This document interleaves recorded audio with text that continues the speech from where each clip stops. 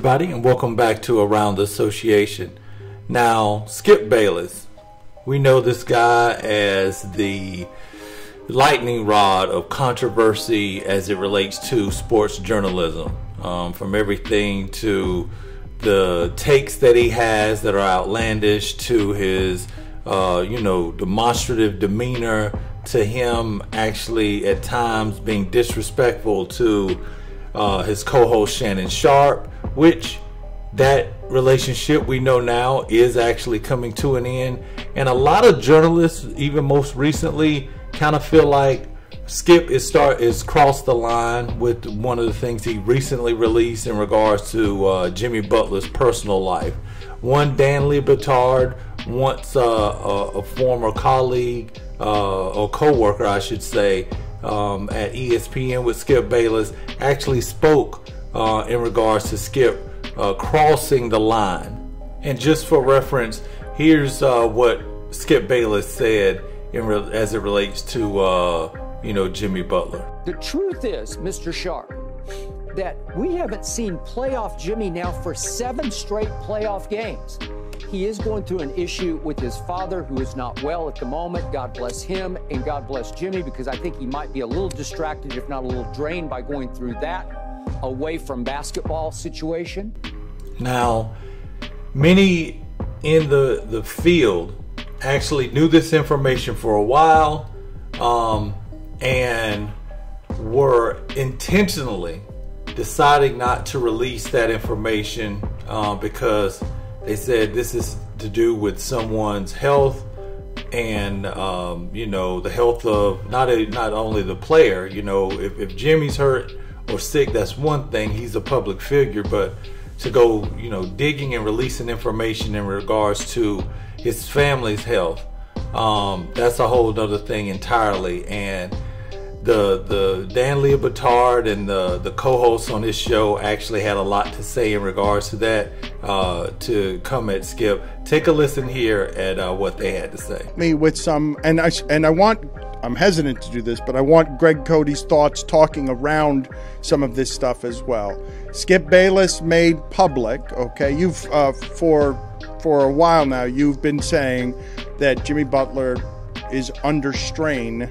You haven't said it on air, but Skip Bayless has now said publicly, and this is a bit of a journalistic breach, and I have to talk around it.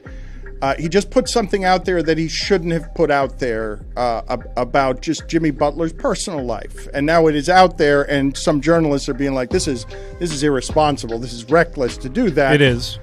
So how do I talk about this? You just put it on Skip Bayless, and you talk about how reckless it is. I mean, it's something that Jimmy has been dealing with it. People in the market have known this for some time. It's been going on for a bit now, and it's just everybody's respected his privacy. And I was really surprised that, number one, Skip Bayless had the sources to know what was going on, because it's deeply personal. And number two, that he went to air with it.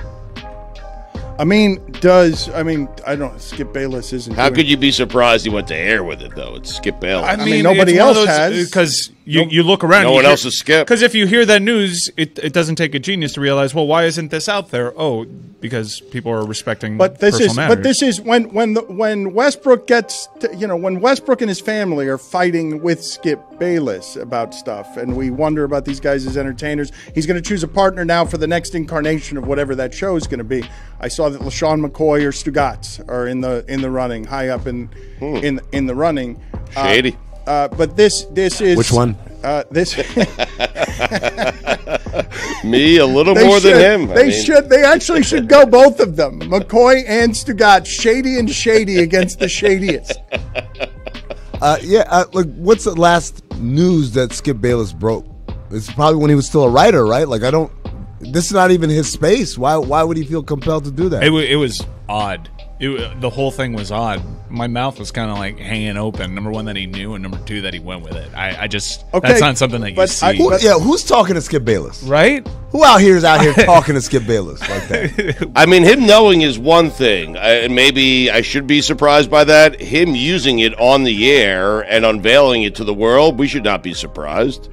And I'm not saying he's Skip, no one else is Skip. Like, he's great.